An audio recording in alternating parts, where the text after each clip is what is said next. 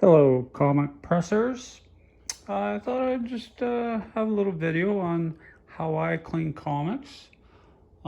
This first installment will be how to build yourself a cleaning table to reduce the mess from erasers and such. What you see in front of you is just a prototype of the cleaning table I have on my dining room table here. It's made out of scrap lumber. I bought this piece of rubber, I will say. I think it's actually shelf lining just from like a dollar store. I think in the States it's you have Dollar General there. So it's basically comprised of plywood, glue, some screws. You could use finishing nails. Like I said, this is a prototype. I'm actually a pretty good carpenter, so I didn't really want to spend too much time doing this until I got it right.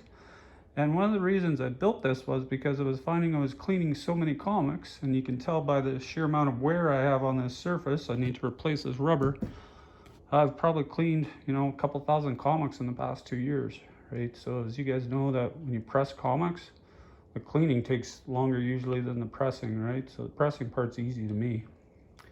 So anyway, I was starting to get neck strain and eye strain. So I built this thing. I'll just show you. It's on a little bit of an angle just to reduce my neck being kinked at 90 degrees all the time, right? There's not much to it. It's pretty lightweight. You can move it around. It's hollow. Yeah, that's about it. Simple dimple design. Put a hole at the back here for a vacuum cleaner.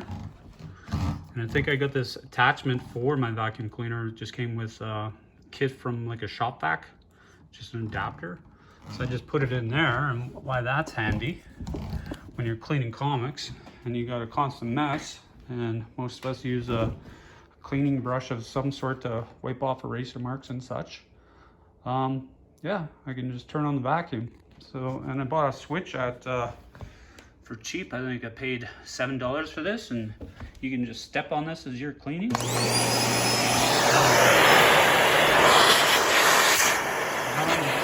Brush eraser markers from there.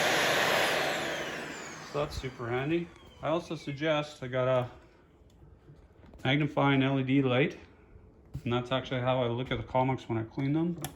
Super duper great. I was finding I had an old fluorescent lighted one, and I was finding I was starting to get eye strain from that as well, right? When you look through that for extended periods of time. But this is super cool if you like to be particular about cleaning comics in those tight areas. I would say I mostly clean bronze and copper age, not too much golden age. But yeah, if you have any questions, put them in the comments. I can come up with some schematics of how I made this, but it's a pretty simple design. It probably took me, I don't know, kind of an hour to kind of fool around with it and figure it out. The only thing I'd probably change about this is it'd be nice to have a little ledge at the bottom here to catch some of the filings so they don't fall on my nice hardwood floor. But the problem with that is then you bump the comics into it once in a while, or you're hitting it with the elbows as you're cleaning it, right? Another suggestion would be to find an old drafting table, like on Craigslist, or in Canada it's Kijiji.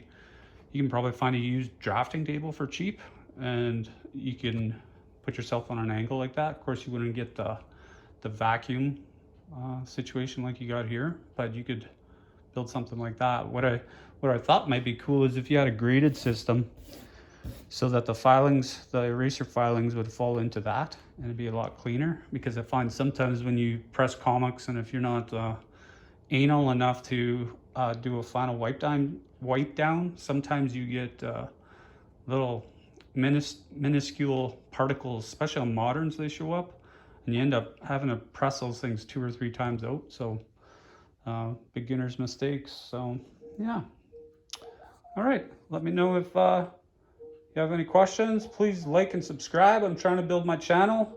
Eventually my website will be up and running with a whole bunch of cool products that you know what, it'll be one of the best websites on the internet. That's all I'm saying. Thank you for watching.